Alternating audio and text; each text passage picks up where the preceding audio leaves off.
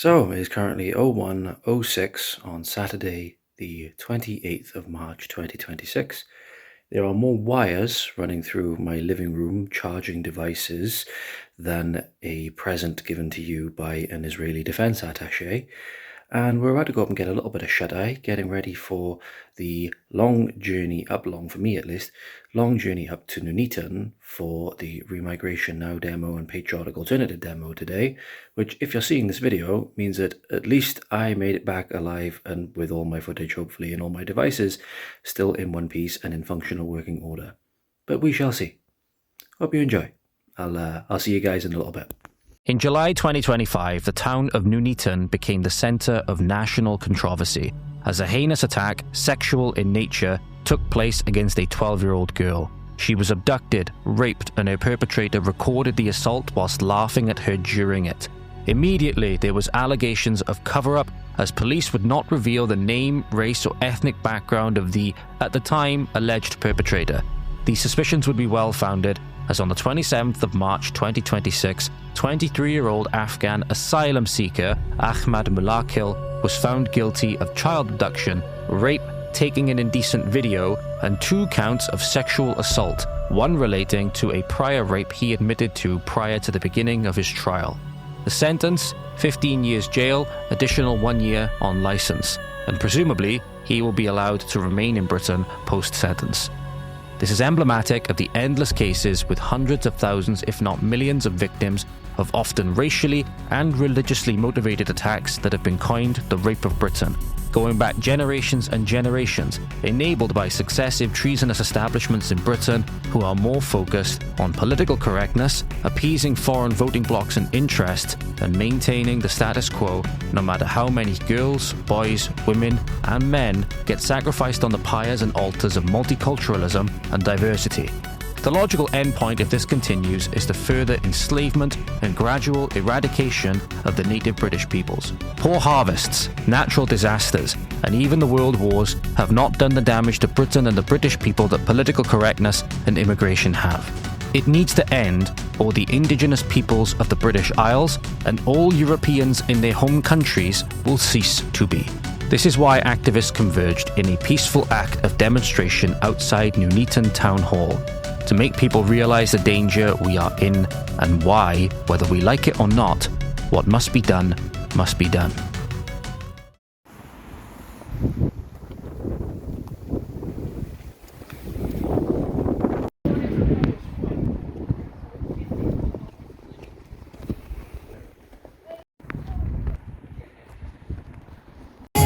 Fair to say things are popping off in Nuneaton.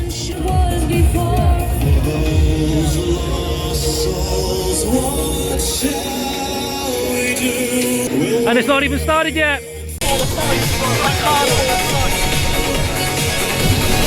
wankers, aren't they? Hey guys, so I need to bring this up before we get into the first interview because it's really, really important. Obviously, it's a few days on from the Nuneaton demo now. It highlights my relative lack of experience and the stress that I was under throughout this day. So in my first interview with Hugh, which is going to be coming on screen in a moment, and my second interview of the day, which was with Josh Fernie, where this really becomes apparent, I made a critical oversight of something that was so small, nobody picked up on it in my haste to make sure everything was ready and not waste people's time. Given that it was getting close to 1 p.m, the time that we were going to be, the time that the event was going to be starting. So you'll notice that in this screenshot, probably coming up somewhere here now, it's more important and more pertinent when it came to the conversation or the interview with Josh Fernie.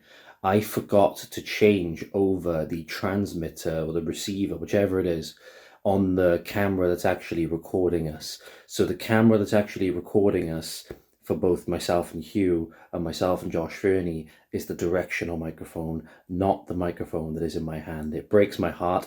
The microphone in my hand is on, it's working, it's transmitting sound, as you will see in the other interviews that I've got, but I made a catastrophic error of not realizing that it was actually the directional microphone is going to be picking up the audio because I forgot to change it over from my other camera. I'm terribly sorry. I've salvaged the audio from my interview with Josh Fernie as best I can. I'm terribly sorry, but yeah, here's those two. I won't make this mistake again, that's for sure. Hey guys, so I'm here with Hugh Anthony at the Nuneaton demo today. You know, he's a prominent nationalist activist. I wanted to ask him a couple of questions. Well, first off, Hugh, how are you doing today, first off? Pretty good, right? When the weather is actually shining brightly on my face, it's a good day, it's a good day. Are you excited about today, like the proceeds that are going on? Yeah, I am. I think it's a good show of force as well. Like, our side of nationalism doesn't really ever get shown, so when we can all come together under one banner and just work together, it's a good sight, so I'm very excited today. How did you come to sort of supporting these initiatives, supporting things like remigration and stuff like that? Was there one particular point that happened with you, or was it like a slow sort of coming to this viewpoint over time? Yeah, so I think it was probably quite a slow, gradual process where I got to this viewpoint. So I was born in Grimsby, but I moved to Manchester, and I grew up in Manchester for most of my life, and I watched the demographics change there, and I watched through, for example, the arena bombing and those kind of things. So over time, I began to clock on, well, hold on a minute, the reason nobody's getting on anymore is because we're all different. So then I kind of got to the point where, what is the solution to this kind of thing? Originally it was repatriation, then it was remigration, and then I learned more about these people that I'm now friends with and those kind of things. So it was a gradual process at the time. Of course, I think a lot of people, especially from areas like mine, coming from a Welsh Valleys town, we haven't seen the same demographic changes that have occurred in big cities, especially London, Manchester. What would be your words for people that maybe don't appreciate this kind of thing that's going on right now, maybe don't see it as the threat that's coming over the horizon, especially when in Wales, like my guy here will tell you that a lot of areas in Cardiff are pretty much no-go areas. There's not so much areas in that like mine. Should people be really concerned about this, even if they're just in those like rural valleys towns and stuff like that? I'll say this, to the people that don't like what we do and think it's racist or any of that, your kids will not thank you in the future. In fact, your kids will probably regret that what you did in this period of time. This is the period of time to stand up for the future generations, and that's what I always say.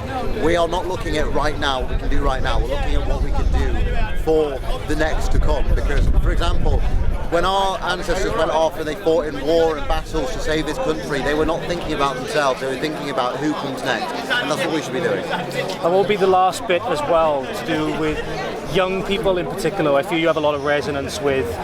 How would you suggest, if they were to get involved, or if you would advise that they get involved, what's some things that people can do, even if they're maybe feeling intimidated by the state and the way people have been persecuted? We've obviously got Melia just stood over there, who's a prime example. Do you have any advice for young people nowadays, or words that you would give to them if they were curious about this? Anonymity is your best friend. It's your best friend to be hidden behind some form of profile. I don't advise people to go and put their face out there, because even from my experience, it's not the easiest thing to shove yourself all over the internet. But I mean, have these conversations with your friends, with your family. In fact, when you talk to people, most people probably agree with our position. They just don't realise they agree with our position. So for all the young people out there, you've got this, you know the facts, you know what's happening, you can see it, you're experiencing it. Hide your face, hide yourself, hide your power level, but spread the message. Perfect. Well, thank you very much. I really appreciate your time. I imagine you've got quite a few people that want to talk to you as well. Enjoy the day. Thank you ever so much. Appreciate it. Thank you. All right, is the audio coming through okay? Can you see on the levels coming through okay? What's up? Now, guys, you can see I'm here in Nuneaton today. And with twice you've been on the podcast, isn't it? Twice you've been on the podcast. Twice podcast guest, Mr. Josh Fernie. Mr. Josh Fernie, all the way down from Scotland. How are you doing today, sir? Oh, I am absolutely buzzing. Like, if you'd asked me about 8 hours ago how I was feeling, it was absolutely knackered. But now, I'm absolutely buzzing. Buzzing to be around so many like-minded people. Long drive, wasn't it? Long drive, I heard. Long drive. 4 seasons we went through trying to get here. You know? Essentially, came through the wars to get you. That shows how committed people are. What brings you here today more than anything, Josh? I know we've got banners and all of those different things. You're going to be speaking today. Don't give away too much, so obviously we'll get that in the speech. But what's the main thing that brought you here today, and what were you here with? So, if you're able. I know it's like, I'm obviously part of the Homeland Party, but I'm down here to support PA, down here to support remigration now, because they, PA especially, come and support us a lot in Aberdeen.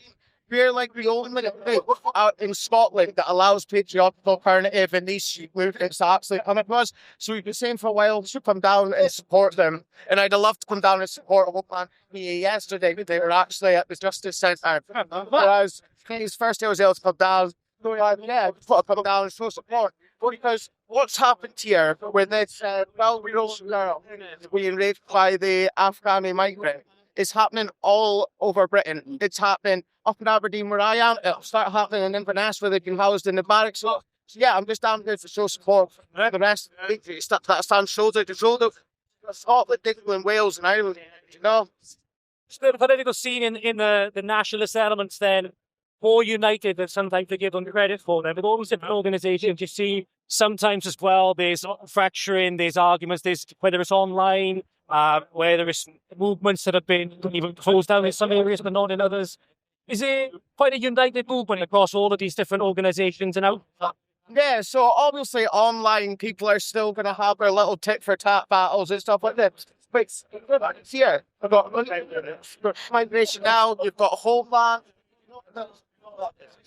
Flag Scotland that I'm obviously part of. No, people have come from all over because we do stand united. Feel like in Scotland, we feel when something happens in England, just as we feel when something happens in Wales. Do you know? We all stand shoulder to shoulder for our people. We don't do this out of hate. It's out of love for our own. If we didn't love our people so much, we wouldn't be here today. Do you know? Like some of us have travelled very far to get here, but we truly believe in fighting for better tomorrow for our people. So we don't fight nobody else's. You see it as much more of a almost like united fight as well, then, because you have certain elements that claim to be nationalist and more sort of focused on separatism. Is this kind of something which you see as more of like a venture and really something which we need to do, not so much people want to, but need to do for our own survival, that we're all united in? Oh, 100%. Look at the division that's caused in Scotland by the independence argument. You know, you have the same in Wales, but I'm a nationalist from Scotland. Independence used to be a massive hard no for me, and the union was everything. Now, if one day that becomes whether independence of the union was to affect the path my people was on, then it's more important to me. But everyone here knows that the only way to provide a better future for our people is remigration, you know, and that's why we're all Scottish nationalists, Welsh nationalists, you know, we are all stood shoulder to shoulder because we know we're stronger together. Whereas when you've got these liberal stats, they think that all the English people here are the ones that are causing our problems back in Scotland. Everyone's facing the exact same tyranny. So yeah, we're stronger together, and that's what all of us want to see the bigger picture. You know, for too long, people have only ever seen what's directly in front of them, which is why I find it so refreshing to be around everyone here. You know, everyone is on the same page. We may not agree on absolutely everything, but what we do agree on is that there is a better way for our people, and right now we're not getting it, and it's only us that will get it. Yeah, the core fundamentals are certainly something we seem to be agreed on. It seems to be a little bit of discord going on over there. I'm not sure what's going on. Josh, if there's one thing that you had to say to people out there that may be listening to this now, wherever they may sit on the fence, what would be the one thing that you would leave them with now today? The one sort of remark or, you know, several things you might have to leave them with? All I'd say is go and Google migrant crimes and just realise that it's not just little girls, it's little boys, it's men, it's women. It could be your brother, your sister, your mum, your dad, your best friend, your boyfriend, your husband, your wife. Anyone could be next. So if you think that sitting on the fence is going to stop you from coming in harm's way, do not leave it until you've been affected personally before you make the changes that you need to. Awesome. Well, thank you ever so much, Josh. I'll let you go back to it because I know you're going to be speaking soon. I'll catch up with you after. Thank you ever so much, Josh. Thanks. Catch everything that's going on, even if you're just walking up to it. So, looking like some kind of disturbance here. Not sure what's going on. Large crowd have gathered. Seems to be someone either getting detained or given a stern warning or whatever. There's a masked individual up close to the wall. A lot of smiling faces, a lot of laughing. I think it seems to be maybe a lone Antifa protester, from what I can see. It's a lone protester with apparently a racism sign or something to that effect. I can't quite see. There's some kind of lefty protester, it appears. I can tell there's lots of people here with cameras, live streaming on social media, TikTok, etc. haven't really seen much in terms of opposition today. There you go, the sign. See if my guy can get an angle on the sign. It's non-violent, it appears. No real agitation on the protester, it seems. Seems to be a peaceful act of protest from what I can tell. Again, lone protester, there's no real crowds of Antifa. This situation with the lefty protester, in my opinion, just really encapsulates like the weird dynamic that's going on, where I've had this conversation with Kim as well, but how people that get caught up in the leftist programming and the indoctrination and the dogma, and they go out and do these kinds of things. There's a certain part of me, at least, that just can't help but feel sorry for them. Apparently, or the way it seems, as though they missed the memo that they were up in London today, so they had this big, event for Patriotic Alternative and the other groups that were there. Hundreds of activists, not to mention the journos that were there as well, obviously reporting on it. And they were on their own in the face of that. People mocking them about the mask, I believe, colour of the hair, what pronouns do you use, all of this stuff. And there's only so much you can feel sorry for them. The important thing to remember is that these people are supporting causes, supporting organisations that would happily eradicate you off the face of the planet if you're a native European in your home countries, right? They are supporting the causes that are pushing the extinction of the British and European peoples from their home. So you can only have so much sympathy for them. It's just to see the real effects of the indoctrination of the school system, the government on display, and how much has affected this individual, the causes they support. To a certain extent, you just can't help but feel sorry for them. That's my thoughts anyway. Doesn't change, obviously, the overall nature of the problem and the political solutions, but it's just not what you like to see. And we're a British advocacy group, so all of the races, all of the groups have got groups that advocate for them, like Black Lives Matter, the Israel Advocacy Movement. So you can think of us as a non-violent, non-corrupt version of them, but for the British people. Now, I'm with Patriotic Alternative, but there are lots of different groups here today. We've got Steve Laws and Remigration Now. Hey, Steve. And there's loads. I think there's about 6 or 7 groups here today, so you'll get an opportunity to hear from people from each of these groups. Now, before we begin, I just want to say thank you to everybody who turned up today, because it's easy to sit on the internet and moan about things, and it's easy when you've got stuff going on in your life, children, friends, family, to just block things out and just continue with your day. But to actually get out on the streets and to make your presence and your voices known, that takes a special kind of person. So thank you to you all for being here today.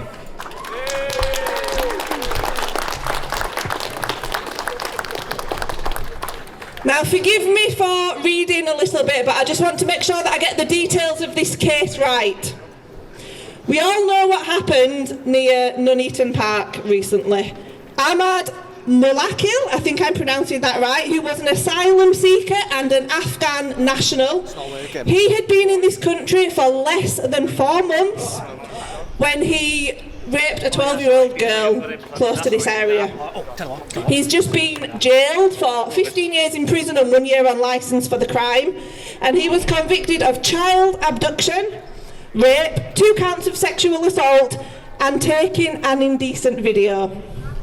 Now, that girl will have to suffer that trauma for the rest of her life. So I ask everybody who supports open borders, those who made the decision to open the borders, and those who allow these people to continue to be here, was this girl's life worth nothing to you? How many more girls have to go through this, and how many more? How many have been through it already? And if I could close the borders today and send every single one of these people back just to spare 1 British life, I would do that 1,000,000 times over in a heartbeat.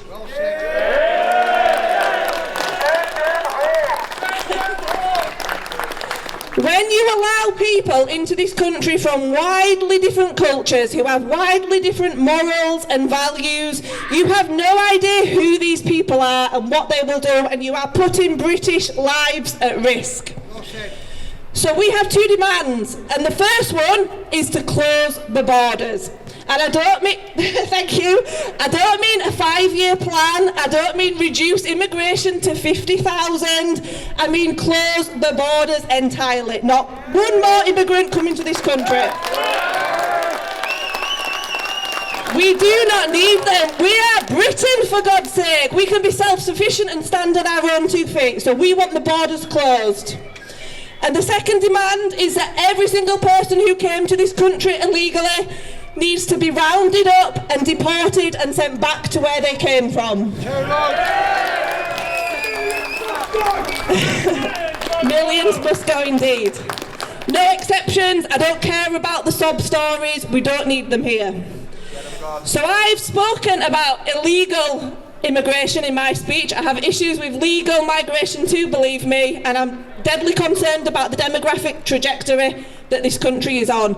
But we have some other speakers today that are going to talk about legal migration. So I'm going to pass you over to my colleague Peter now. We have about maybe 6 speakers today. We've got Peter, we've got my husband Sam Melia, who is out of prison. He's back. We've got Mark Collett. We've got Steve Laws. And we have Hugh Anthony as well. So I'm going to pass you over to Peter.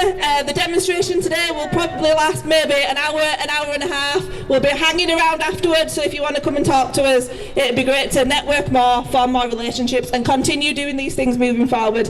So, ladies and gentlemen, please give a round of applause to my colleague, Peter. Every aspect of society is in decline. Mass migration and multiculturalism has been a total disaster. We do not have control of our borders. We have spiralling, violent, gang-related crime and growing sectarianism in our towns and cities.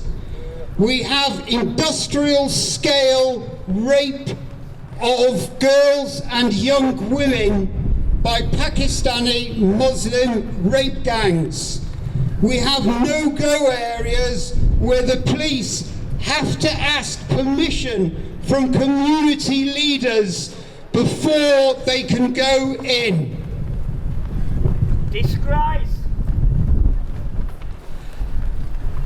The Epstein files and the Mandelson scandal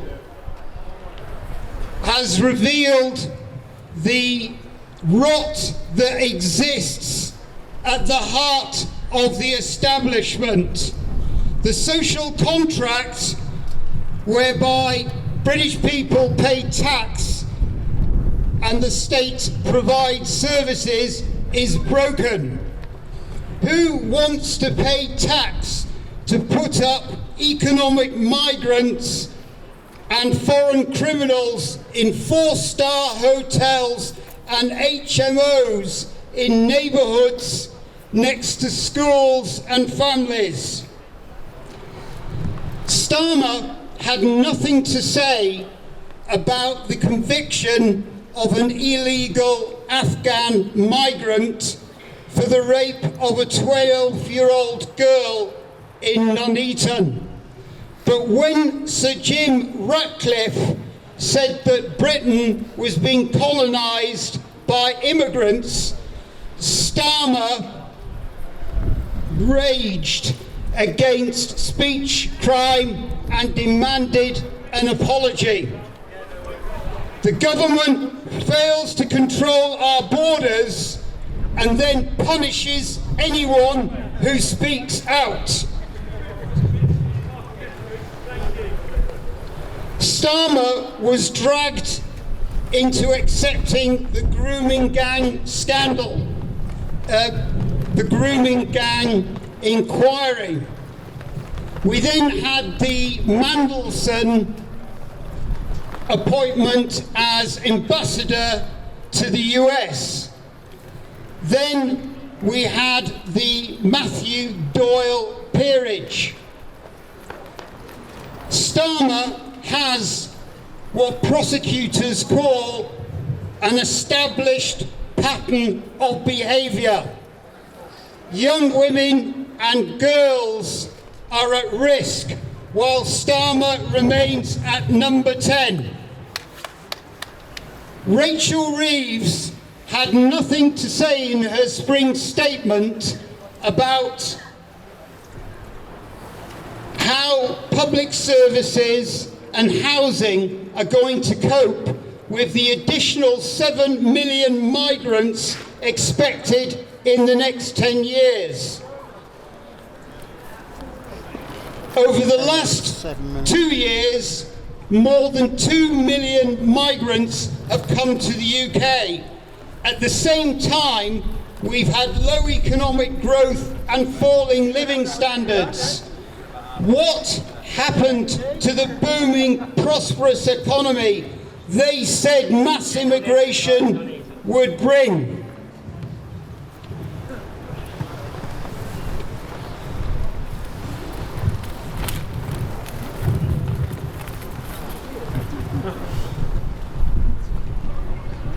White Britons are projected to be a minority in England in the next 25 years.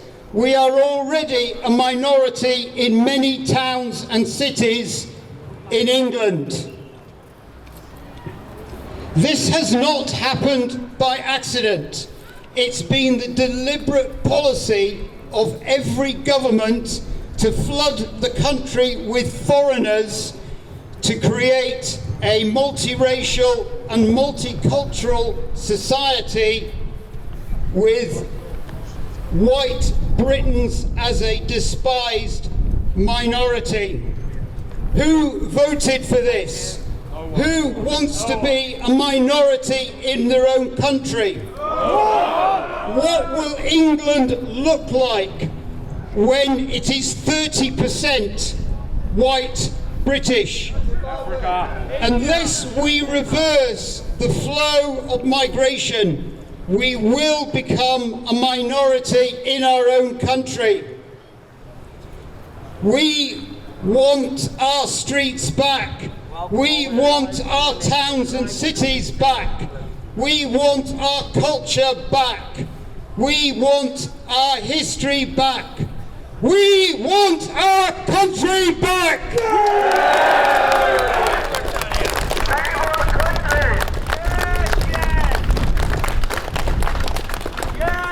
Good afternoon, everybody. I'm Hugh Anthony.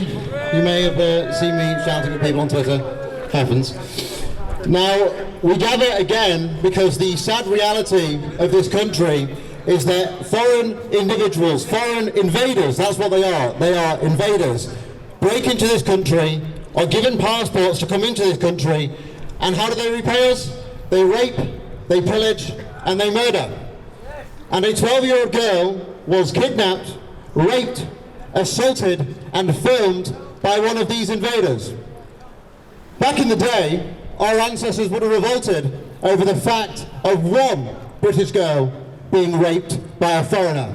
Now, millions of them are raped up and down the country by legal and illegal invaders, and we do nothing about it. In fact, we sit there and we give the invaders money. We give them housing, we give them schools, we give them free healthcare. Their reward for murdering our own native people, for raping our native people, is money and a place to live. We need to get real with this situation. People are too scared to talk about the situation over fears of being called racist. Frankly, I could care less if you call me racist.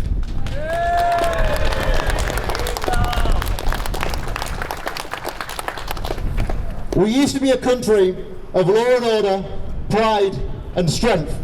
And now we're a country of woke bollocks. And I say that nicely. Instead of dealing with these murderers, these rapists, the real way, which is the death penalty, we put them in a prison for 15 years after ruining this little girl's entire life. For 15 years. String him up. I agree.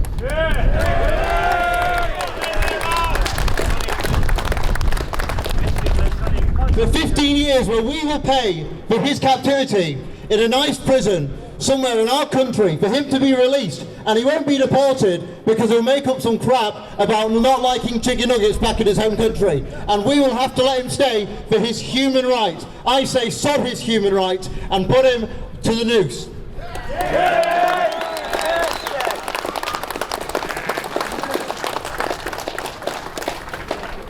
But that's not the worst thing about it. The worst thing about it is that if this continues and we become a minority in this country in the next 25 years, you will not just see the odd invader raping a girl. You will see it up and down this country in every single town and village, and that is something that we should prevent.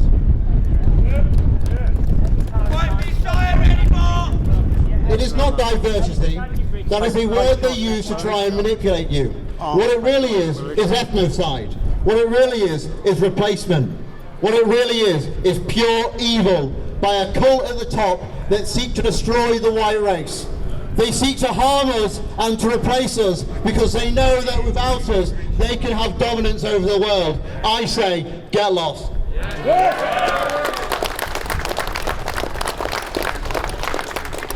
So I say to all the patriots out there, look after your women, look after your kids, and kick out the invaders. Total remigration, now! So, thank you so much for everybody that's turned up today. The number of ethnic minorities in England has doubled in the past 20 years, between 2001 and 2021. And in that 20-year period, yearly net migration was a fraction of these numbers we've had in just the past few years. If our current net migration is in the hundreds of thousands per year, and these immigrants come from countries that have much higher birth rates than Western nations, it won't take long for the amount to double again, and it will take a lot less than 20 years to double. In 2019, there were 66 members of Parliament from a non-British background, and right now our House of Commons contains people who have no ethnic connection to our country. They are not our people. They have control and say of the direction that Britain should follow, and these people who are not even British are able to hold public office at any level and can even become Prime Minister of the United Kingdom. Only people with British lineage and heritage should be entitled to be British citizens by birth, and only the British, English, Scottish and Welsh should be able to hold positions of power in our government, and only the white British should be able to vote in our elections. Over 2.25 million immigrants have arrived into our country in 2 years, and over 1 million cannot speak English, and nearly 2 million non-British nationals are not in employment. If immigration continues at this rate, we will need to build a city the size of Birmingham every year. That's one house every minute. This yearly amount is only set to accelerate. Immigration doesn't need freezing, it needs reversing.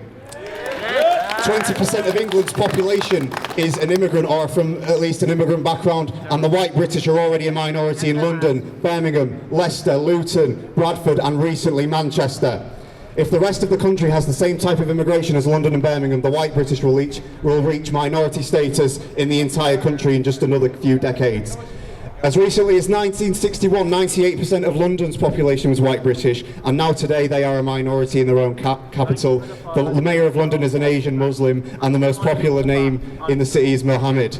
Last year, only 52% of births in this country were white British. In one man's lifetime, our country's demographic has changed before our very eyes. When did the British people vote for this? Nobody wanted or asked for it. This is being done intentionally against our will, and I dread to think what this country is going to look like in another 10 to 20 years' time. These problems that we are facing are no accident. The so-called British government is controlled by a secretive, globalist and banking elite. Demographic replacement of our country are just one of the many strategies that will destroy our civilization as we know it, and only Western countries are experiencing this scale of uncontrolled immigration. So many British lives that have worked, sacrificed, died for this country and everything it stands for centuries, just for it all to be given away in a matter of decades. Everything that we and our ancestors have accomplished and perfected, what was it all for? If those British soldiers who stormed the beach and gave their life in Normandy could see the United Kingdom and the rest of Europe today and the state that it is now, they wouldn't have gone another 40 yards up that beach. Nearly 500,000 British soldiers and civilians were killed in World War II. What did they die for? Did they die for a multicultural Britain? Did they die for a multi-ethnic Britain? Did they die to become a minority in their own capital and eventually their own country. The elite and our politicians will call it cultural enrichment. We are not being culturally enriched, we are being ethnically replaced. Multiculturalism and diversity is not our strength. Diversity is a code word for demographic replacement. This demographic genocide needs to be reversed. The left are calling for mass deportation of foreigners, ethnic cleansing. We are the ones that are being ethnically cleansed. The United Kingdom is what makes us strong, and our enemies will divide us and make us go to war with each other in order to weaken and destroy us. Britain should be controlled by a strong, patriotic nationalist government with complete authority. People that genuinely care and will shape the future of the nation successfully with passion and vigour. We will decide our future, and we will decide who is British and who isn't. We can all live in peace and friendship in our separate nations to avoid domestic conflict and clashing of cultures. It's not our fault that things are the way they are, but it's our responsibility to stand up, speak out, spread our message, and take action before it's too late. Yes. Be the example Yes, end white genocide. Be the example that you wish to see and follow, and be worthy of your heritage. We must remain loyal to our fathers and grandfathers, and we must remain loyal to ourselves and loyal to our vision for Britain. These things cannot be taught, you can only find it within yourself. Britain will not go gently into that fateful good night, and we will not disappear quietly into the ashes. Never lose hope, don't lose your smile, always express gratitude for our past and current heroes and those who contribute to our incredible nation. Stay united, and together we will face our new and uncertain future. But remember, England and Britain forever! Thank you so much, everybody. Thank you. For any of you that don't know, I'm Josh Fernie, and yeah, some of you might not be able to understand me, so I'm not going to keep you here too long. But if there's any veterans here, can you stick your hand up? We have 5,000 of our brothers and sisters living on the street at the moment, with 5 of them taking their lives every week. Instead of looking after them, where is the money going?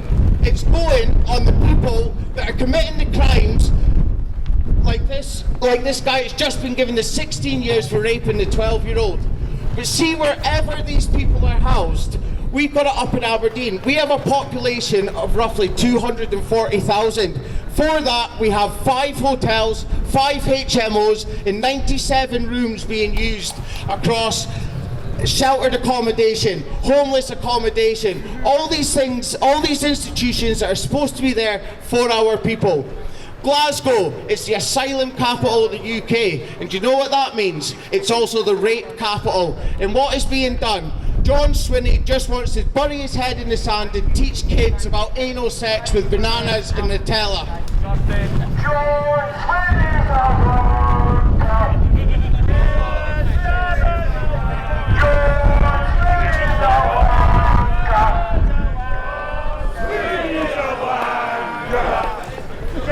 So one of the main reasons I'm here today, and I'm very grateful for being allowed to speak, is because for decades now, Scottish nationalists and English nationalists have been subverted into believing that we're supposed to be enemies. This is our little island. Do you know what I mean? In 1707, what happened? We forged alliances and then we conquered over a quarter of the world. Since the Second World War, we have been led to believe in this collective white guilt. And where's it got us? It's got us on the verge of being replaced through rape replacement. Now, I travelled just roughly around 500 miles to get here today. Let me leave you with this. I would travel 500 miles and then 500 more to remigrate every single foreigner that should not be here. Thank you. To say a huge thank you to everyone who turned out today. I think today's been a huge success, and it's delivered on 2 things that nationalists have wanted for a very long time. Firstly, people have asked for nationalist unity, and today multiple different groups came here, shook hands and stood together to defend our country.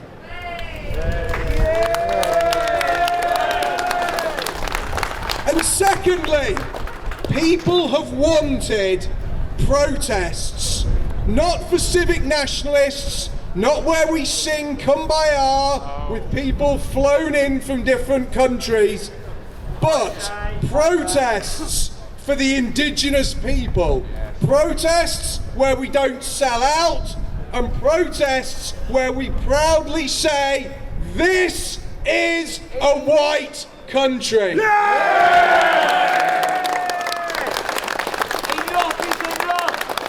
And we know why we're here today. We are here because a 12-year-old white British girl was brutally raped by an illegal migrant who had been in the country for less than 4 months. Now he's going to stay here for another 16 years at our expense. Him and all the others need deporting immediately. Everyone must go. And the sad thing is that this is not a one-off. It's part of a pattern. These attacks, this abuse of young white girls is going on up and down the country.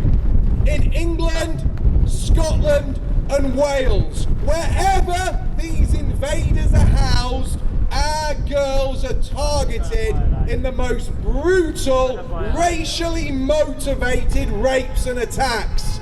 And the reason this is happening is because the police, social services, the local government and the national government have conspired to silence us and to protect those who victimise us. We are being turned into a hated minority in our own country. But they say that's a conspiracy theory. They call white genocide a conspiracy theory. It is not. It is a conspiracy to replace white British people that is very, very real. And it's something none of us voted for. Did you vote to be a minority? No. Do you want to be a minority? No. We've already lost London, Birmingham, Manchester, Leicester. It's time we said enough is enough. And the real solution to this isn't just going to the ballot box. The real solution isn't voting harder. Voting has never got us out of this mess, and it's not going to. If we're going to win, we need to commit to a different type of action. And that action is racial awakening. We must come together as a community. We must have in-group preference. We must see each other as extended family, as brothers and sisters. White unity at every opportunity! White unity is what we need, but when we speak about coming together, we're branded as racists. But the thing is, every other racial and ethnic group does that. The Muslims come together and look after each other. The Jews come together and look after each other. The blacks come together and look after each other. And the government helps them do it. But when we as white people do that, we are persecuted and we are called racist. And sadly, when most white British people hear the word racist, they start to quiver with fear. Well, it's time we stood up and said, we don't care if you call us racist. Whatever you call us, the survival of our race is more important. And no matter what you call us, we will stand up and be counted. We must come together as a community we must stand in solidarity, and we must weather the storm. If we are to stop more white girls being abused, we must come out and say that white lives matter. This is our country, and the rest must go. This place must be a safe haven for our children. Every other people have a homeland they can go to. This is England. This is our homeland, and England shall be our homeland forever. Stand up and be counted. Remigration now. Let's take our country back. Thank you.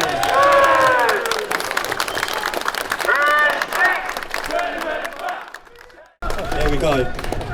Nice one for coming out, guys. This is what we need. We need unity amongst nationalists. For too long, the civic nationalists have been running the street movement. It's not good enough. We need to stand and be counted. It's as simple as that. All of us standing together, all of these multiple organisations standing in unity. This is a sign that we need to move forward on. This is what we need. Now we're here because a 12-year-old girl, that's right, a little child, was raped by an immigrant. And this isn't a one-off, this isn't just a rare occurrence. This happens up and down the country, everywhere we go. But do the establishment care? Not in the slightest.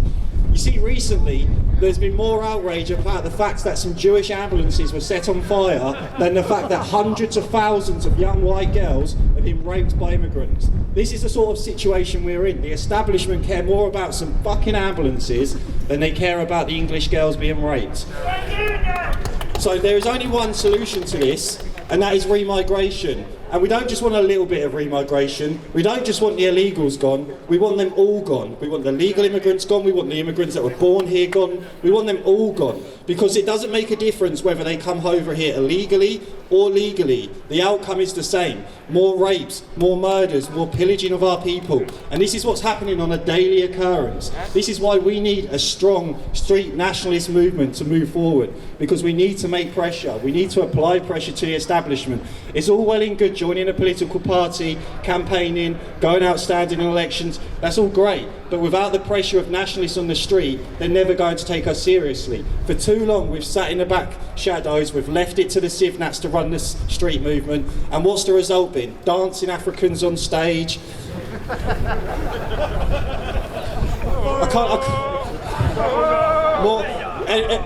Importing some people so they can do the haka. Based in bougie stands in Essingen Kumbaya. This is the sort of situation we're dealing with. And the only way forward is for us to stand here united as numbers. Now this Afghan immigrant who's been given 16 years in prison, he should not be in prison. This man should not be deported. This man should be hung.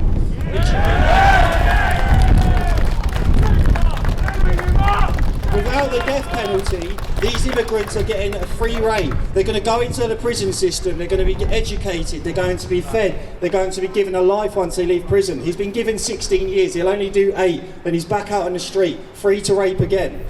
This is not the situation we want in this country. We want these people gone, and we want the child rapists and the murderers killed by death penalty. That's what we want. Because enough is enough. This is our country. England for the English, Scotland for the Scottish, Wales for the Welsh.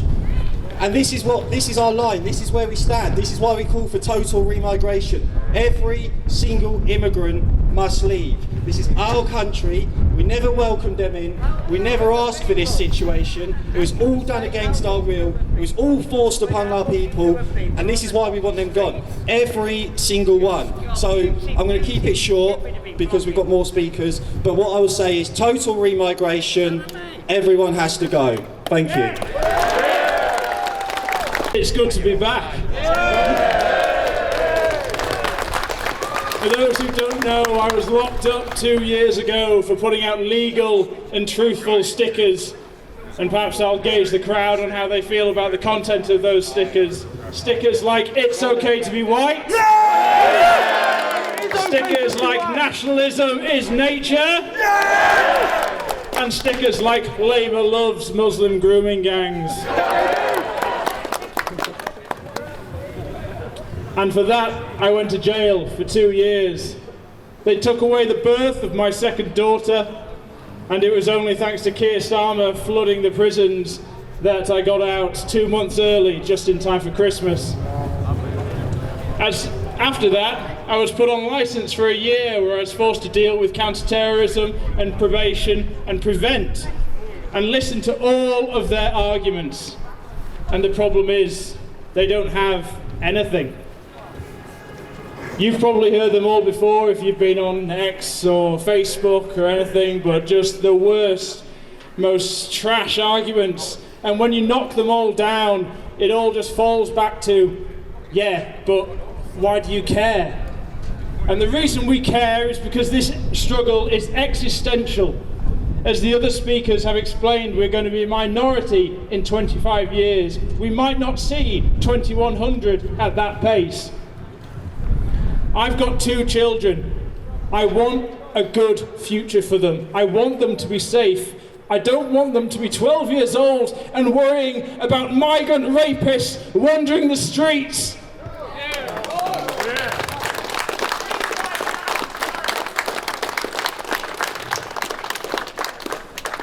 When I went away, it was one of the most fractious times within our small movement. And now to come out 2 years later and see everything so much bigger, all these groups working together, and the rhetoric just way beyond where I thought it would be, it's been so heartening. And I want you to know, as people who haven't been locked in a cell, there's been a big shift. And if you can't feel it, I beg you, look around you. Things have changed so much, it's huge. And now I'm freaking out. But yeah, I'm rejoining this fight with renewed zeal. I've never been so energized, and to see what our enemies have and to see them so lacking in any sort of response to what we're putting out there. I know the only blockade to us being there is the fact that there are these speech laws in this country. But I think with the right push and the Free Speech Act that's coming out on April 1st, I believe we can repeal the Public Order Act, and also the Internet Safety Act, whatever it's called. Sorry. But yeah, sorry. But anyway, it's been a fantastic day. It's been fantastic to see everyone. So many faces, so many new faces as well. And we've got to take the fight to them and hopefully send them all back.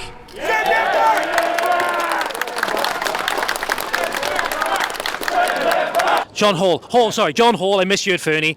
If you can't tell, I'm very, very nervous about doing this, guys. First time ever being on the ground doing this properly, as you can tell. But they originally started with Aberdeen against illegal migration, if I'm not mistaken, and then morphed into Unite the Clans. Yes. Can you tell me a little bit more about the Unite the Clans movement, what it means for Scotland, and how it got started as well, if that's okay? Well, the idea behind the Unite the Clans is because we're a group up in Aberdeen that was doing protests against illegal migrants being housed in hotels in the HMOs in Aberdeen. So we decided to travel around Scotland to join other protests and support their protests, and hopefully they would come and rise numbers for different protests. And eventually we had one last weekend in Edinburgh, outside Holyrood, and that is a plan to gather. We called it Unite the Clans to give it a bit of heritage, a bit of meaning, to gather people from around Scotland for one big protest, and obviously continue it throughout this year as well.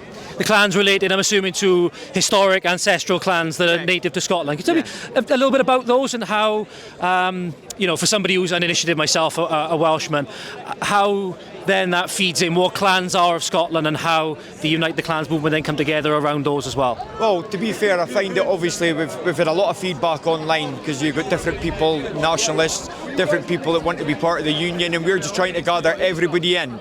So the Unite the Clans thing was obviously to try and touch people, to touch them in the heart, because obviously it's a bit of heritage and our history has been destroyed. Multiculturalism is not a good thing in Britain, diversity is not a good thing. It's ruining our country. We need to get back to our own national heritage, be proud of our own national heritage. So that's what I dare, to try and gather everyone who feels patriotic about themselves and about their country, to gather them in. I've noticed as well up in Scotland as well, I try when I'm coming from Wales, and in areas like mine, the problems are not as manifest yet in areas like mine as other parts of the country. You heard Fernie mention in his speech earlier, Glasgow is now the rape capital of Europe, I think he said, if I'm not mistaken. One rape every 18 hours, if I'm right. Rape every 18 hours? Yeah. Is it, like, what sort of, obviously that speaks for itself. You aware of any other issues that, or cases, if you're able to speak on them, you've been particularly involved in, or like, you know, parents or whoever have come to you guys to explain their story, stuff like that? A lot of messages, and obviously for concerned parents up in the Aberdeen area, and obviously we get different messages from people around Scotland just getting in touch with the page. It's actually my son that deals with the page side of things and the messages, and we just try and respond. Obviously there's been people hanging around the schools taking photos, and it's near the hotels that these migrants are staying in, and there's a clear danger we these people coming to the hotels. So I've had a lot of trouble with the opposition then, like the leftists and stuff like that as well? We've got big opposition. There's a lot of opposition up in Scotland, because obviously the narrative's been fed by the SNP, Labour, and now the Green Party. The Green Party they've changed direction. They seem to be supporting so-called genocides in other countries, and the genocide is actually happening in our own country. We are being replaced in our own country. Absolutely, I think that's pretty undeniable now. You look at the demographic charts of a lot of the big cities, you see it all around you now, and it seems as though people almost want to dig their heads in the sand about this, you know what I mean, which is good, where you guys like yourselves are organising it, Fernie as well, and every other activist is taking that risk of putting their head above the parapet. You've got to. If you're worried about your own safety, think about the safety of your children and the future generations of your family, and not just my family, everybody's family. They're not just my children, it's everybody's children. So that's how it should be. Last thing I was only going to ask, really, as well as any final remarks that you'd like to give people out there listening, wherever they may be from, how we're all joined together in this fight. Are you optimistic about the future of Scotland when you see the support for movements and everything like that? Are you optimistic? I've become more optimistic since we've started. Obviously, you see today, and we've joined more people that have got the same views. We're now in a position, I feel, in Britain that our democracy is beginning to be used against us. It's block votes. Up in Scotland, you've got SNP, Labour and the Greens. They are targeting sections of our society that have been welcomed here, and our democracy is now got to be used against us. And that is what's going to happen. So we don't stand up and vote for ourselves, vote for our own rights, everything's going to be lost. I completely agree, and I think that's the whole point where minoritisation is a massive thing as well, because you lose at that point the ability to vote yourself out of it as well. Would you have anything you'd like to leave people with, just for anybody that may be listening, and mainly people as well that might want to get involved or do things? What things either have you noticed been successful, or things where you might advise, or even just words that are going to help motivate them and anything like that? All I can say is, if you see things like this happening in your area, it's happening all over Britain now. It's not a call out to anyone, but instead of sitting watching it online, watching it on Facebook, X, YouTube, stand in the street. A couple of hours is worth the safety of your future generation. Absolutely. Thank you very much. Greatly appreciate that, and thank you for coming today. So guys, we're here with Laura Towler, the Nuneaton demo today. You heard both herself and Sam speak earlier. As you know, I had Sam on the podcast recently. We had a really, really good conversation. You can go and check that out on all the platforms now. But first off, Laura, how are you doing today? I'm doing okay, thank you. It's very windy. It is indeed, isn't it? Your hair's nearly as long as mine, so... Yes, very, very bad hair day indeed. But Laura, if I'm not mistaken, you're a member of Patriotic Alternative. Yes. Been a long-standing member? I'm the deputy leader of Patriotic Alternative. Oh. I've been there since the start in September 2019. So we've been going for about 6.5 years now. And what was it that drew you to either the organisation or the ideology and the thought process behind Patriotic Alternative in the first place? Pretty much everything we talked about today, well, demographic replacement and all of those things? Yeah. Back then, there weren't really any groups that were talking about British people as an ethnic group. It was just, you're British if you have this personality or these values, that kind of thing. And I was like, no, British people are a distinct ethnic group. So I wanted a group that was brave enough to be honest about that, and then a group that said these people should be put first in our own country. And I believe in self-sufficiency, I believe in meritocracy, all these things. So I just felt like PA was just so fresh and vibrant, and I had a lot of faith in Mark Collett, and I still do have a lot of faith in him. You know, no one debates like him. He's the best debater in the world, hands down. So I've been with PA since then, and I love it today as much as I did on that first day. Do you think that's a reason as well why the establishment, especially a lot of the media organisations, don't want to let people like yourself and Mark and those guys speak because, and I had this firsthand when I covered one of your debates on a live stream from a good long while ago, and it really highlighted to me the downfalls and the flaws of the civic nationalist position more than anything else. Yes, it was.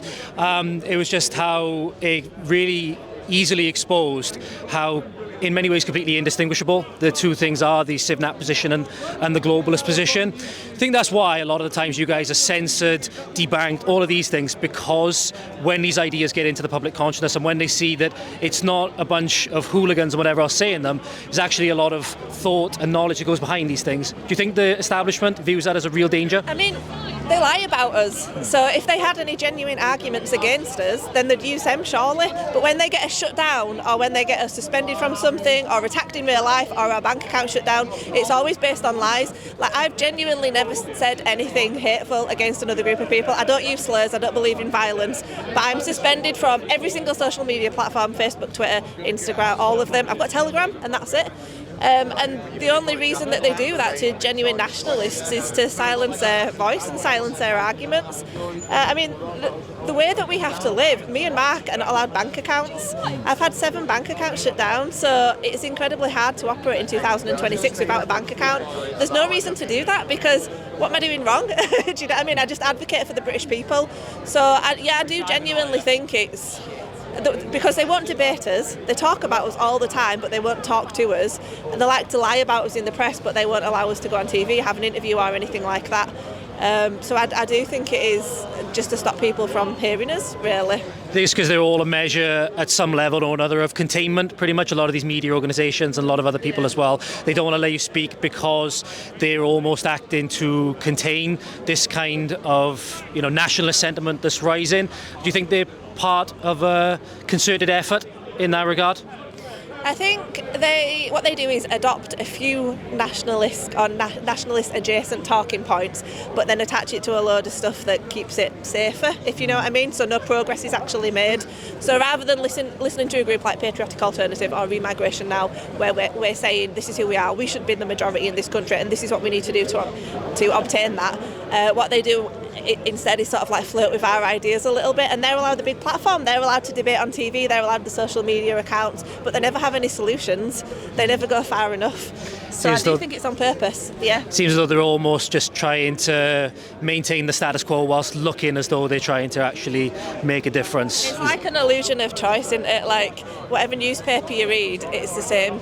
It's the same trajectory for British people. Whatever party you vote for out of the big ones, it's the same trajectory. There's no choice really, they're all two sides of the same coin. I think that's what you notice, the unit party obviously is the phrase that's been thrown about nowadays for Conservatives and Labour and all the rest of them. And sadly, the one thing which many people put in a lot of faith in, reform, seems to be going the same way. You hopeful then as well, like many others whom Steve and a lot of the others will say that Restore seems to be, for example, the best sort of shot at getting anything done on a national level. Are you hopeful in the same way in that regard? I really like Rupert Lowe. I think he's really cool. I think he's authentic. I like what he's saying. So far, he's not really said anything that I disagree. Maybe small things, but he's not worn a little hat and gone to the Wailing Wall. Do you know what I mean? He hasn't done anything to let me down that much, and I hope he doesn't let me down.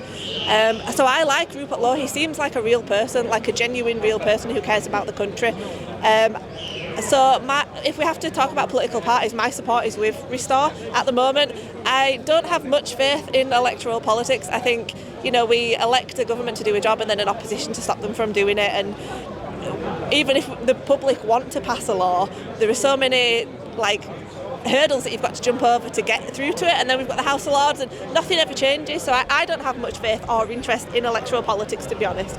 I think we need to focus on community building, advocacy for the British people and activism. But to be completely honest, Rupert Lowe has got me a little bit excited about electoral politics for the first time. I like what he's saying. I like that he's not holding back. Yeah, and I think as well he's coming from a completely different aspect. That video was recorded on the farm. It was a lot more authentic and seeming to reach the British people right at their heart. You don't see many people speaking in that way, and it's exactly as many people are thinking. They're hoping that he doesn't let let us down in the same way that hopefully doesn't let us down in the same way that many others have. Last one I wanted to touch on, if it was okay. I appreciate that it might be a little bit more of a personal topic, so please don't feel I was trying to compel you to answer this or anything like that. I had Sam on my podcast recently, and there was a lot of the talk around his time in prison, and also how cruel it seemed the state was. Times where he couldn't see the children, couldn't even talk about them on the phone, no photos, all of this kind of stuff. And I got his story. Would you be able to speak on it, on how that experience was on your side as well, and the stresses that you were put through in that regard, and how ultimately, as the kind of silver lining to the story, hopefully, how you got through it, and hopefully things are a lot better now? Yeah, well, I mean, it was tough.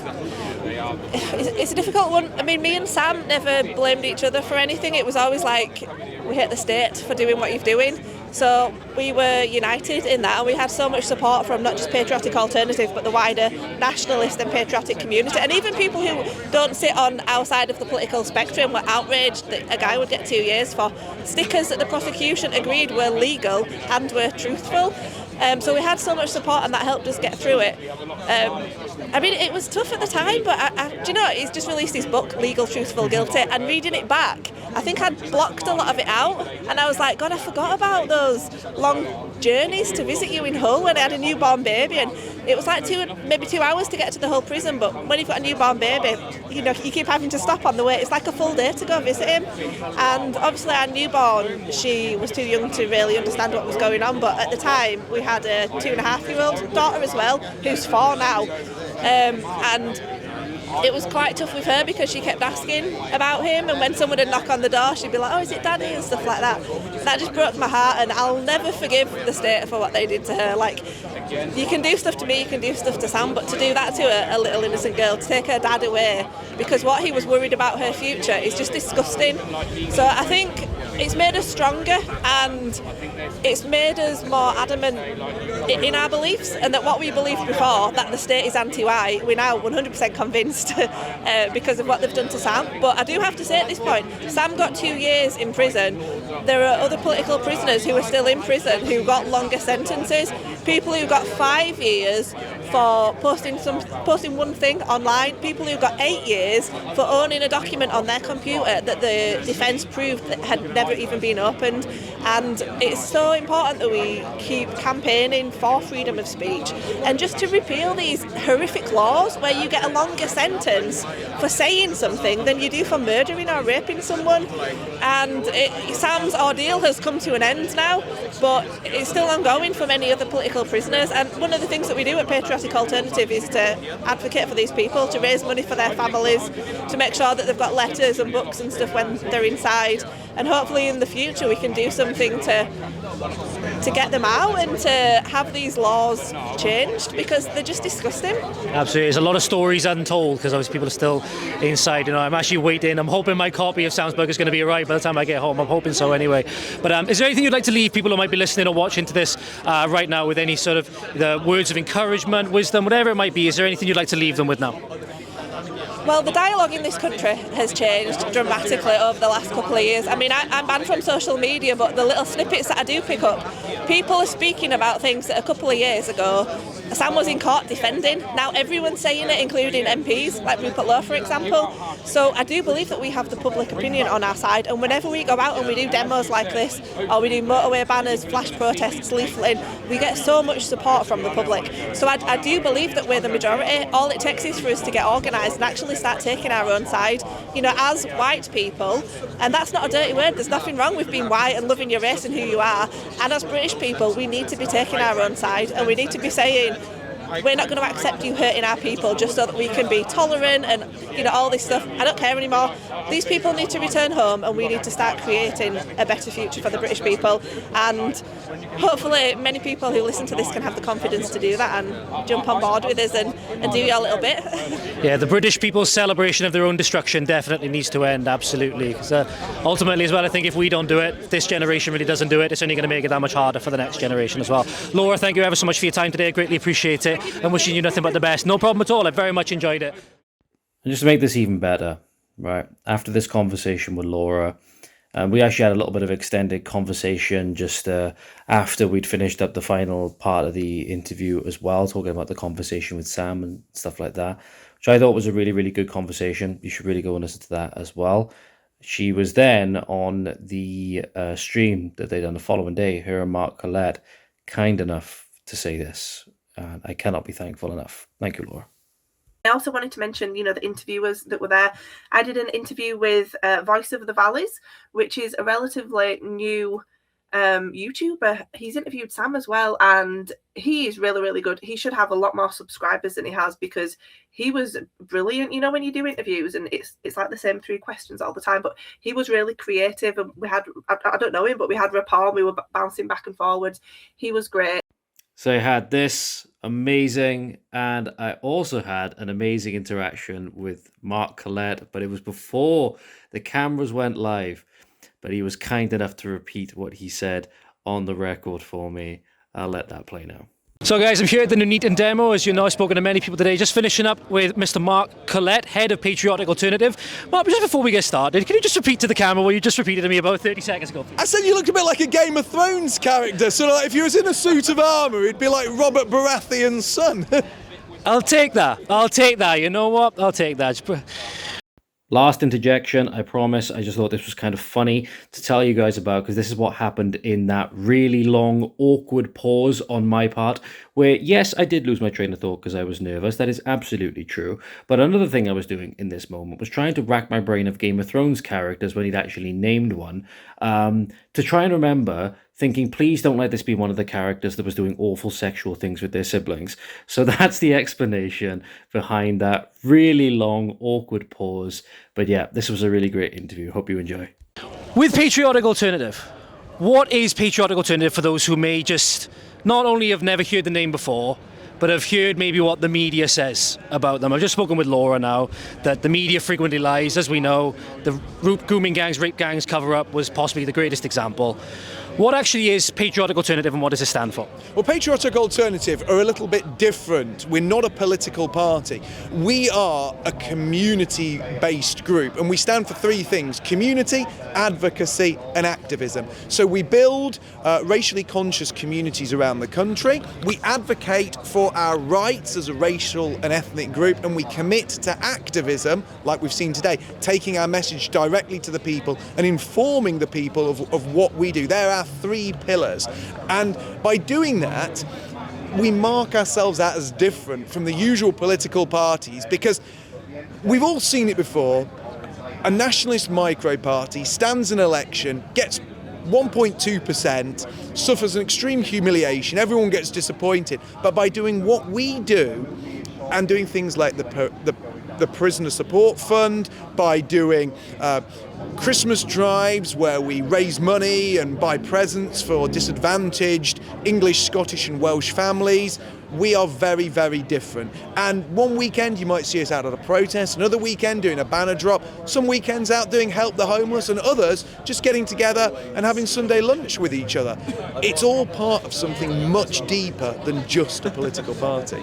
Is that informed as well by what something you said in the speech itself, where you sort of view the wider ethnic group of British and the distinct ethnic groups within it as kind of like an extended family? Is that kind of what informs a lot of the initiatives and stuff like that you do as part of Patriotic? Yeah, we like to see. So when you think about, say, Muslims or Jews, they stick together as a group. They see each other as extended family. I'm not saying they don't have any differences, because there are differences with any family group, but when it comes down to it, they look out for each other. They set up community centres.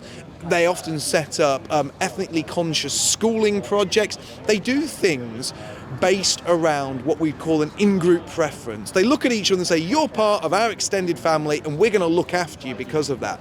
But white people don't do that. The English don't look after each other. The Scots don't look after each other. We're told everyone's part of our extended family, and that leaves us at a distinct disadvantage. And we're trying to right that by saying there's nothing wrong with English people having in-group preference. There's nothing wrong with us coming together and saying we're proud of who we are, and we want a place for our people, and we want to look after after our people as if they were extended family.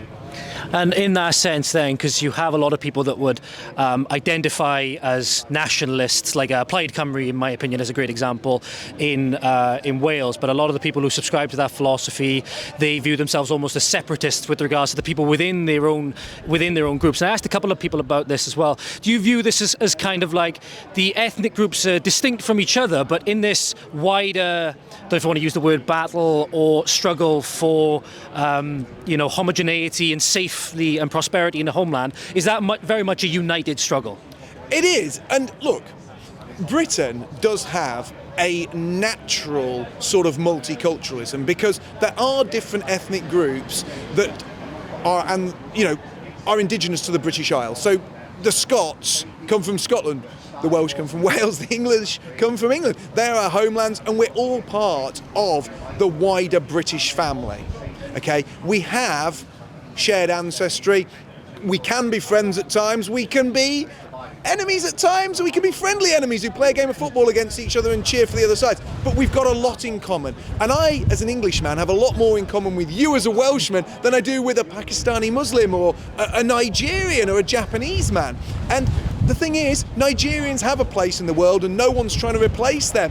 The Pakistanis have a place in the world and no one's trying to replace them. We are the people being replaced. We have to stand together as a wider family to oppose that. And we have to look after each other when we're being discriminated against. And that is happening. We have become not just a minority in some places, but a hated minority that are preyed upon by these migrants who turn up here, get off a boat and get handed everything at our expense. So really, when you look at the system of governance, the system of governance is fundamentally anti-white. It extracts money out of hard-working white people, then uses that money to enact policies that disenfranchise us and turn us into second-class citizens. And it's time we stood up as a community, like any other racial or ethnic group would, and say, enough's enough. We don't want to be replaced. We want to be put first in our ancestral homeland. And I don't really think that should be a controversial statement to make.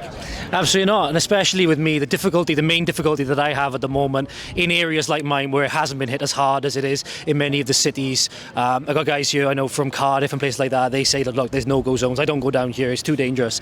There's many areas like mine where I grew up and where I reside at the moment, it isn't as bad, but I'm trying to warn people, I'm trying to say, like, look what's going on in England, this is, if it carries on, it's already bad enough, and then it's coming to Wales, coming to all areas of Wales. Is there anything you'd say to try and get people to understand, even if it's directly not in their area at the moment, why they should be caring about these things and why these things matter? Well, this is one of the greatest issues that we as Indigenous Brits face. Everyone understands the problem when it's too late and we're either a minority or on the cusp of being a minority. No one understands the problem when they're living in a leafy area which is 98% white British and the remaining 2% are either the guys who own the Chinese restaurant, who are lovely people and get on with everyone, or a couple of Polish immigrants who happen to be the wife or daughter of somebody who is British. And this is the issue. When you go to an area like that and say, it's coming here soon, everyone's like, no, it's not. It's all gonna be fine. But when you go to an area like Nuneaton, which is on the border of places like Birmingham, which have already been colonised, you can sell the message a little bit better. And my message to people living in all white areas is, it wasn't that long ago when white Britons were a minority in London, but now we make up just 36.3% of the population, and that shift has taken place in around 20 to 30 years. It doesn't take long, just a few decades, sometimes just a generation, for white people to go from being a majority to a minority. And once that's happened, it's almost impossible to turn it back. Yeah, because the collapse in birth rates are another problem, obviously, as well, that fuels this kind of positive feedback loop that really seems to have no end. And I think, as well, it's people not realising that a lot of it is going to come down to changing things that they do in their daily lives themselves. Just the last couple of things before we finish out this. I appreciate your time. Thank you ever so much. I saw a post online. It was a post that said, I just want to get your take on it, about nationalism itself. That nationalism isn't necessarily right or left. I think the exact verbiage they used was it's nation and its people or something like that. To If you were to ask, or if I was to ask you now, which I am going to, what is nationalism? What would your answer be? Nationalism is creating a nation state where a people run that nation state for their own benefit. They run it themselves for their benefit. So Britain should be a place where we control our borders, where we remain a supermajority, and where the British people, the indigenous Brits, run the nation for their own benefit, where they are first-class citizens. So we in our own country control our own destiny and decide which path we're going to take, free from other ethnic groups and foreign intervention. Is there one foreign intervention, just getting on that you think, or it's actually a question I asked at the end of my conversation with Sam, do you notice that there's one particular source of the foreign intervention, so to speak, or the foreign interference, foreign corruption it may be, that is maybe compounding a lot of these issues that we are making for ourselves at home as well? Yes, absolutely. Our nation is disproportionately affected by Zionist power. Our parliament dances to the tune of Israel, and if you look at every powerful Jewish group in the country, they lobby for two things: for us to support their ethno-state in the Middle East, whilst also lobbying for us to take more refugees and eroding the idea of us having an ethno-state here, which is rank hypocrisy and something we should absolutely oppose. So yeah, I think it's quite undeniable, at least in certain instances. I don't know whether you saw the clip of Itamar Ben-Gvir, one of the right-wingers in Israel, who was saying Mohammed is the most popular name in Britain and it's going to be the most popular name in Europe. We love that. We want more of that. Yes. I think it's relatively hard to deny, at least this. He's slaughtering Mohammeds in Gaza, Lebanon, Syria, and sending the survivors here to Europe. These people, they are not good for us, and every time we allow them power within our country, it always backfires upon us. And do you think that ultimately that responsibility to do something about that and curtail that influence ultimately rests with ourselves and with our own governance? We have to take our destiny back into our own hands. We have to form powerful ethnocentric communities. We have to advocate for our rights, and we have to say enough is enough. But all of that, all power flows from one thing, and that is community. Every group today that wields power and successfully advocates for its own rights has a community at its heart, and they act as one. As atomized, isolated individuals, we are completely lost. White people need to wake up and start treating other whites as part of their extended family, and then we build a community, and only then we can win. Is there anything then you'd like to leave anybody with words of motivation, words of encouragement, whatever it may be, or a final message to the viewers or listeners who might be listening or watching this? My final message to people out there is, if you're watching this, and if my message is tugging on your heartstrings, if my message is something that you like and you identify with, don't just sit there. Get off the couch, get off your chair, come out, join us, join these protests and get involved. There is a community out there for you. Do something before it's too late. Thank you. Mr. Mark Collett, ladies and gentlemen, thank you ever so much. Greatly appreciate you. Thank you very much. See, bit of a hype Yep, that is Steve Laws absolutely hype-mogging me just before our interview in a rather humorous exchange. Now, bear that in mind whenever you see the insults levied at him on social media, such as 7 Stone Steve Laws. And here's the interview that we had, which he was very kindly willing to set down his pint for and come over and talk to me. Hey guys, so you can see I'm now here with Remigration Now Steve Laws at the Nuneaton demo. First off, Steve, how are you doing today? I'm good, thank you, mate. Nice one for coming down, appreciate it. No problem at all. How have you found today? How do you feel today went? For me and many others watching, there was a lot of speeches there that not only had a lot of good information in there, you could tell that people were very passionate, very emotionally charged. How do you feel today went overall? I think it went well. There's multiple nationalist organisations here, all standing together, showing a sign of unity. We need to grow these protest movements to be larger numbers, of course, but at the moment it was a good turnout and we've only just started. This is the second one we've done this year. We want to do many more, but obviously we need the manpower, so the more we do, the less trouble that happens at these events, the more influential these protests will become, and hopefully we can take over the street movement. And is it indicative that as well the movement, the nationalist movement, is oftentimes a lot more unified than people often give it credit for, with all these different organisations working together with a unified goal in mind. You often see people trying to sow discord and whatever else. Is it quite a unified movement? At the moment it is now. Over the last year or two it was very fractured, but we've worked very hard on bringing these organisations together, showing a sign of unity and showing that we all stand for the same message. We may disagree on slightly different things, but that doesn't matter in the grand scheme of things, because we all want remigration, we all want our country back. So that's what we're all here for, and if you stand behind that message, then you can stand with us. That's how we see it. That's right, go on. With regards to remigration then, that's kind of the word of the day, word of the hour, word of the weeks and months, to be honest. What actually is it, and why is it so important? So remigration, the reason it's so important is because without it we don't have a future. There is no future for our people if we have no control over our destiny, and if we become a minority in our own homelands, then it's all over. We've lost everything. So remigration prevents that, and what remigration actually means is it's an act or process of returning immigrants and their descendants back to their homeland. It can be carried out through both voluntary and mandatory measures. So it's a very simple policy, but it can be extended along and approached. And then with I kind of lost my train of thought for a moment. I do apologise. The common sort of objection was where I was going to go to it, or the common source of whatever the word I'm looking for is, lack of appreciation for how important it is then, coming from areas like mine. It's because of areas that haven't been hit as hard yet. So you have the big cities that have been hit quite hard by it.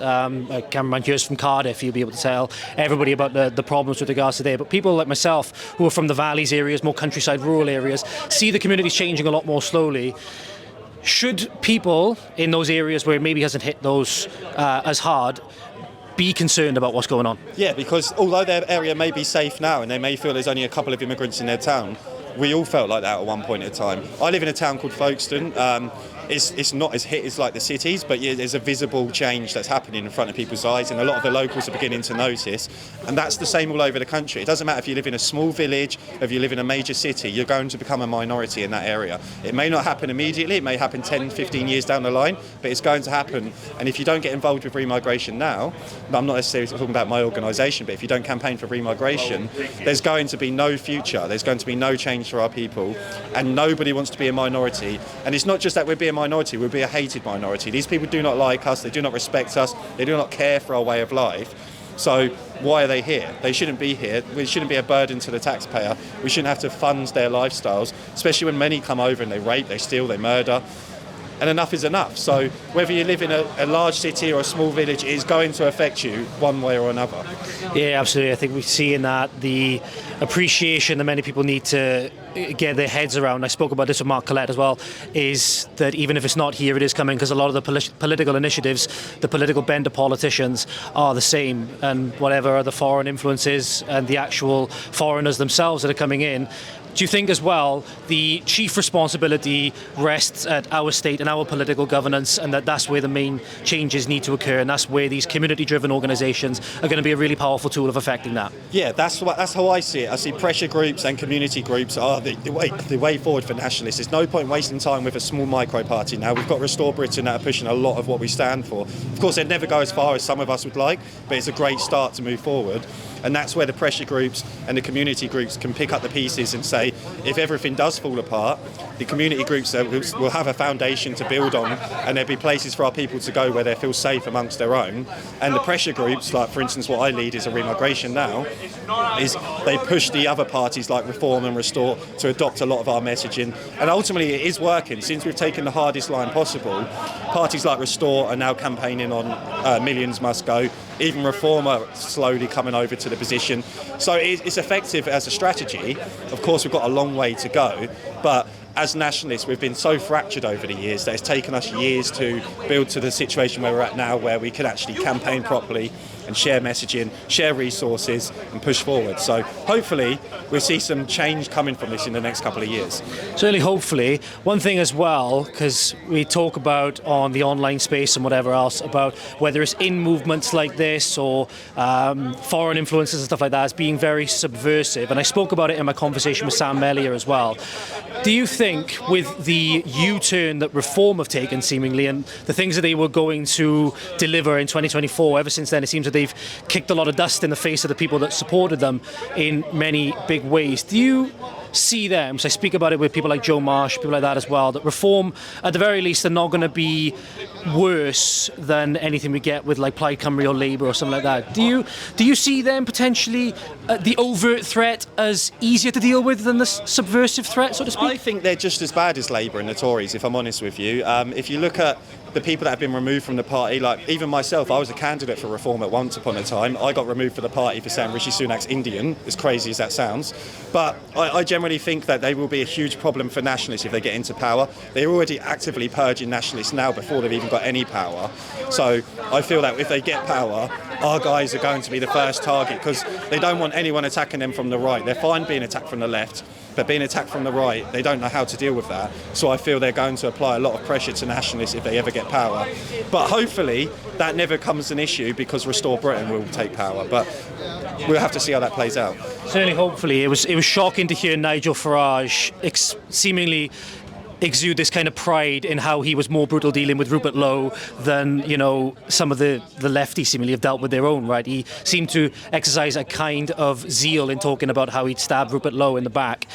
One last thing with regards to remigration, and you guys sort of were the ones that really came up with the definition and were pushing it, and now you see a lot more people that seemingly have either of like the CivNat or the LibNat, whatever term that's being used nowadays, adopting that term. You're worried about or concerned about the term being sort of twisted and turned, and why would that be obviously a problem? So the issue is that you've got the likes of UKIP, the Tommy Robertson crowd and so forth. They're the sort of people that are trying to change the definition to just mean illegals and foreign criminals, or just the Muslims. But it doesn't mean that. Remigration means it's open for everyone who's non-British. So from my perspective, it is a concern that they're trying to subvert it, but I don't think they have enough influence over the masses now that they did 10 years ago to actually be able to subvert the term. I think nationalists now have more influence on politics than the civic nationalists or the centre-right or whatever you want to call them. So I'm not overly concerned that they're adopting our messaging, because a lot of the people that pick up the messaging from Tommy later go on down the line to become real nationalists, and they realise that actually it's not enough to just do that, we need to do this, this and this. So I do believe that it's not going to be a major problem. It's obviously concerning that they're trying to like subvert the term, but I don't think they can actually do enough to actually subvert it. That's good, at least. And then going into 2029 was obviously the sort of big sort of, you know, turning point. Is going to be a very pivotal moment, that election in 2029. What are your thoughts that how things are going to pan out going up to that? Are you optimistic, pessimistic, those kinds of things? And ultimately then, in closing, what would you like to leave with the people that will be watching this and listening to this at home as your final remarks? So for 29, I'm optimistic that Restore can do very well. We've got a lot of work to do, and we've got a lot of groundwork to do. But I generally believe if the message stays pure, they don't start purging activists and members, I think there's a strong possibility that we could get an awful lot of seats for Restore Britain. Whether they can form a government or not, maybe it's too soon, we don't know, we'll soon find out. But if we can get an awful lot more Rupert Lowe's into Parliament, that's a bonus for everyone. A message to leave everyone: support remigration, get out, get active, campaign as much as you can. You're all good. Yeah, sorry guys. But yeah, just get out. Great spot for this. Just get out, get active, campaign for remigration, come to our events.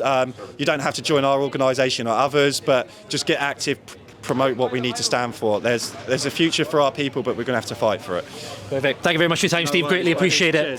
So that's pretty much everything wrapped up at the Patriotic Alternative Remigration Now event in Nuneaton. Just wrapped up a final interview with Steve Laws.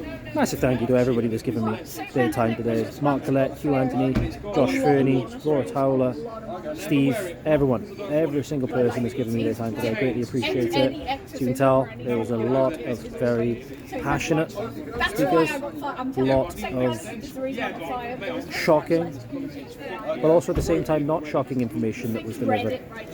And that's one of the real tragedies, is how normalised this has become.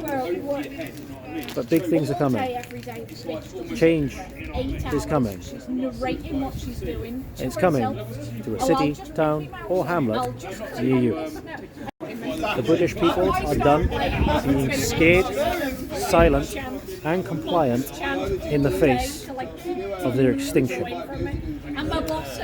It's a shame that it's gotten this far, The change is coming. You know, I look around sometimes and I think this place that I call home is very, very confusing, especially with regards to patriotism. Growing up in an area like this, I can imagine it's fairly different from a lot of people whom I've spoken to today. People from areas of the world like mine, where I grew up, often get a bad rap coming from, lower socioeconomic class areas, right? Often seen as less intelligent or often looked down upon by those in higher classes and so on. And other things, political decisions, especially in areas like mine, like the closing of the mines and the miners' strikes and stuff like that, still linger long in the memory. As such, anything that's seen as patriotic or for yourself or for the working man, as a phrase my father would use, is typically very left-wing, Labour-coded.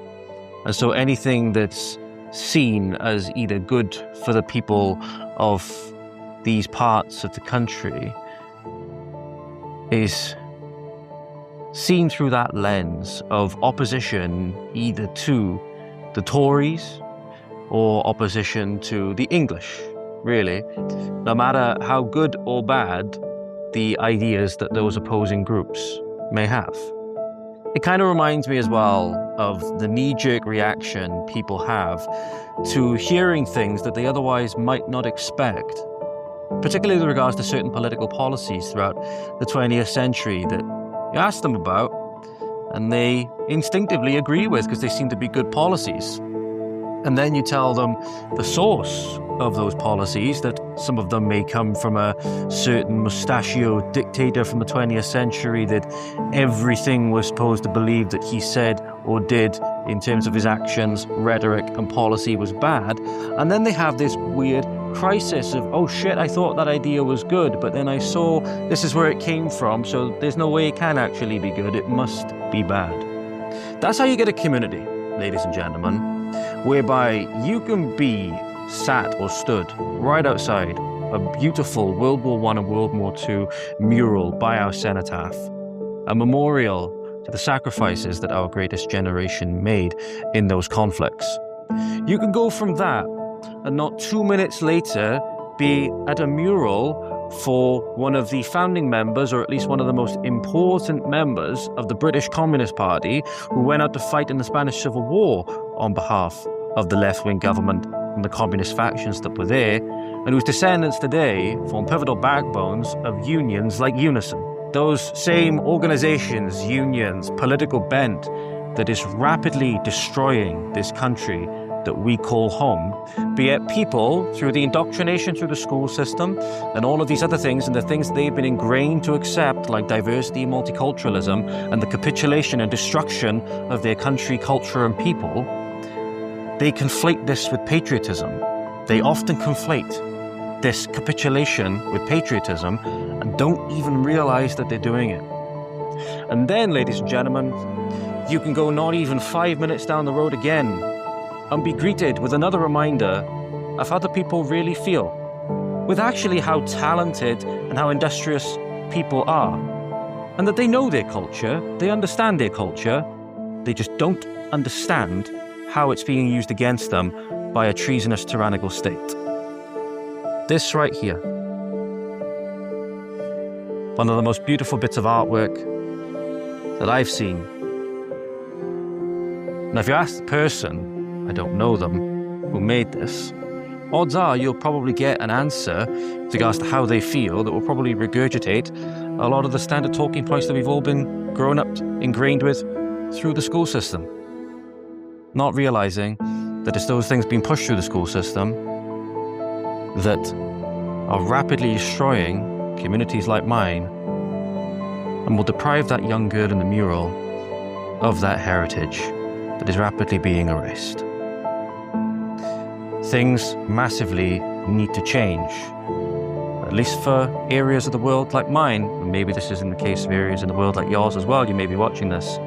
The changes not just need to come at the legislative level and at the political level, first and foremost, they need to come from here. And you, my father, there on the sad height, curse, bless me now with your fierce tears, I pray. Do not go gentle into that good night. Rage.